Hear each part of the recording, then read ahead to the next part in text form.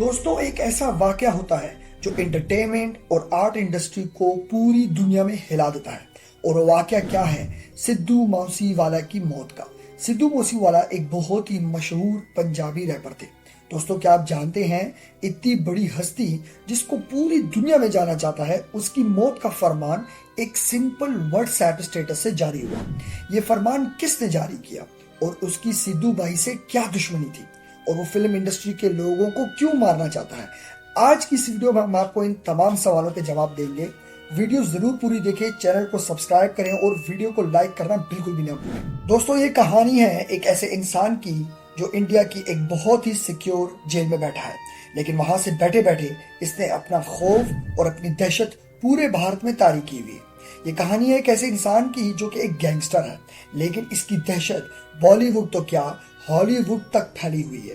یہ انسان کیوں اداکاروں کو مارنا چاہتا ہے؟ اس انسان کے پاس پروفیشنل 600 شوٹر ہیں جو کہ پورے بھارت میں کھلے گھوم رہے ہیں، اور وہ صرف اس کے ایک حکم پر کسی کو بھی مارنے کو تیار ہوتے ہیں۔ دوستوں یہ کہانی ہے لارنس بشنوئی کی۔ یہ شخص کوئی غریب خاندان سے نہیں بلکہ ایک انتہائی امیر خاندان سے تعلق رکھتا ہے۔ اس کے پاس پیسہ، گاڑی، بنگلہ، کسی چیز کی کمی نہیں ہے۔ یہ کوئی جاہل شخص نہیں بلکہ بہت ہی پڑھا لکھا شخص ہے جو اپنی تعلیم کے لیے چندی گڑھ آیا، لیکن اس کو معلوم نہ تھا کہ چندی گڑھ آنے کا خواب جو اس کا ہے وہ پورے ملک کو دہشت میں تبدیل کر دے گا۔ لارنس نے اپنی تعلیم DAV کالج چندی گڑھ سے کی۔ لارنس شروع سے ہی کالج میں بہت فیمس تھا اور ہر کام میں بہت پارٹیسپیٹ کرتا تھا۔ اس کے مشہور ہونے کی وجہ سے ہی لوگوں نے اس کو پالیٹکس میں گھسنے کا مشورہ دیا، اور وہ کالج الیکشن کے لیے کھڑا ہو گیا، جہاں سے اس نے بنیاد اپنی پارٹی کی رکھی جس کا نام اس نے SOPU رکھا، students organisation of Punjab university, اور وہاں سے ہی کالج کی سیاست کا اس نے آغاز کیا۔ لارنس کے سیاست میں قدم رکھتے ہی اس کے جھگڑے اپوزیشن پارٹیوں سے شروع ہو گئے، جو کہ روایتی بات ہے، جس میں اس کا ساتھ اس کا رائٹ ہینڈ گولڈن بریرے دیتا تھا۔ لارنس اتفاق سے الیکشن ہار گیا، جس کا دکھ وہ برداشت نہ کر سکا، اور اس نے اپنے ہی حریف کو مارنے کا فیصلہ کیا اور اس پر شوٹ آؤٹ حملہ کروایا، جو کہ چندی گڑھ میں لارنس کی پہلی FIR کی بنیاد بھی بنی۔ لارنس پر پہلی FIR 19 سال کی عمر میں درج ہوئی، اور اس کے بعد کرائم کی دنیا میں لارنس سیڑھی در سیڑھی چڑھتا گیا۔ لارنس اس وقت ملک کے بہت بڑے فیمس کرمنل کے ساتھ ہاتھ ملا چکا تھا۔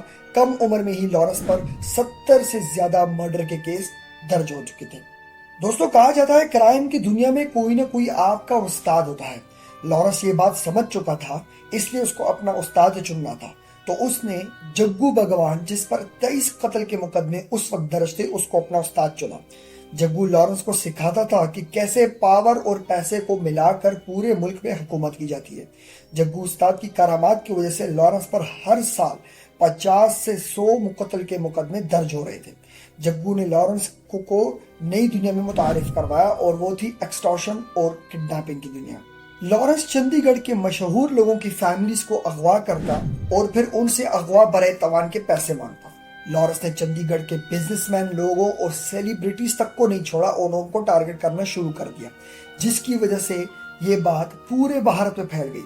لارنس کے چرچے ہونے لگے۔ لارنس کو کئی بار پولیس نے گرفتار کیا، لیکن اس کے تعلق اتنے اوپر تک تھے کہ کہیں بھی پولیس اس کو قابو نہ کر سکی، اور وہ جیل میں کچھ دن گزارے ہی باہر آ جاتا تھا۔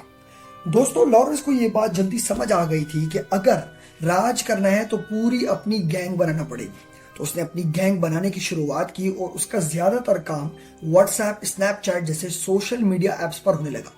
لارنس کی سخت گرفتاری راجستھان پولیس نے کی اس وقت کی جب اس کو لائسنس کے بغیر ہتھیار کے پکڑ لیا گیا، لیکن معاملہ الٹ ہو گیا۔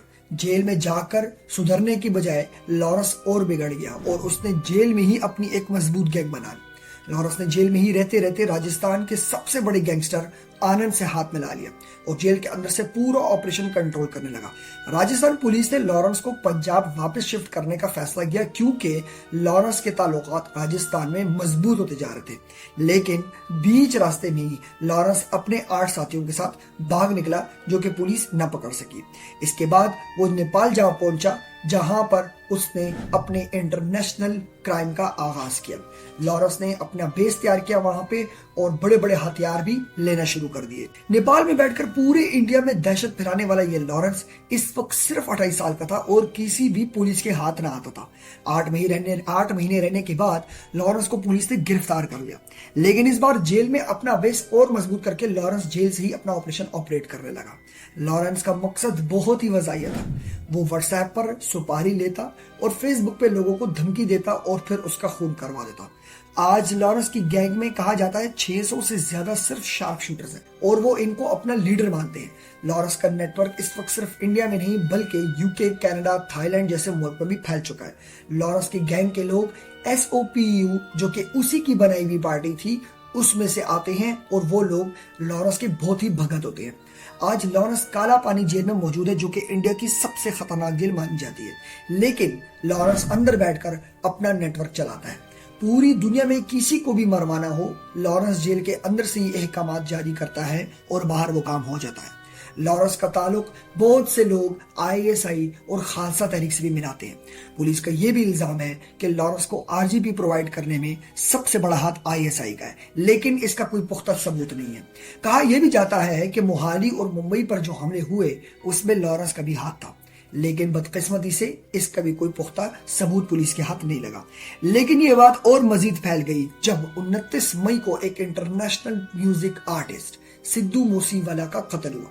सिद्धू मूसेवाला को फेसबुक पर लॉरेंस की तरफ से कई बार खतरनाक किस्म की धमकियां मिली हुई थी और पुलिस ने इसकी सिक्योरिटी को डबल किया हुआ था, लेकिन जब मौत सर पर हो तो कौन ठुकरा सकता है। सिद्धू मूसेवाला का रास्ता रोककर लॉरेंस के लड़कों ने 20 गोलियां मारकर सिद्धू मूसेवाला को कत्ल कर दिया।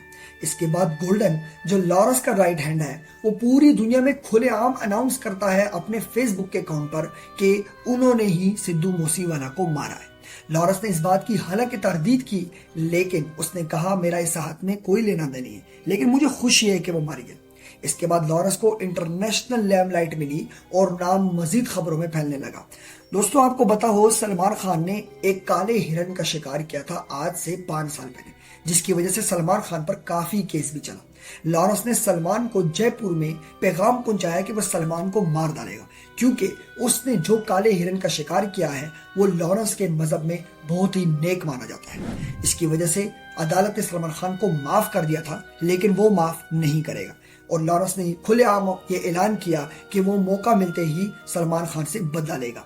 लेकिन 2018 में पुलिस ने लॉरेंस के हायर करदा शूटर जो कि इस वक्त सलमान खान को मारने के लिए आए थे उसको गिरफ्तार कर लिया और सलमान खान बच निकला। लेकिन यह बात यहाँ न रुकी।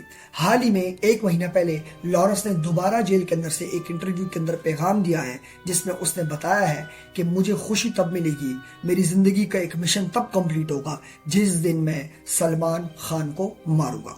इस बयान के बाद सलमान खान की सिक्योरिटी डबल कर दी गई है। दोस्तों लॉरेंस की इस ढिठाई ने पूरे भारत को हिला कर रख दिया है। लोगों का ये सवाल है कि एक आदमी जो कि कई माह से कई सालों से जेल के अंदर है वो इतना मजबूत ऑपरेशन जेल के अंदर से कैसे चला सकता है। लॉरेंस इंतहाई ढिठाई के साथ जेल के अंदर से कैसे सोशल मीडिया यूज करता है और लोगों को कत्ल की धमकियां देता है, और हमारी पुलिस हमारे हुक्मरान क्यों बेबस हैं। हमारी आज की वीडियो आपको कैसी लगी अपनी राय का इज़हार कमेंट बॉक्स में जरूर कीजिएगा।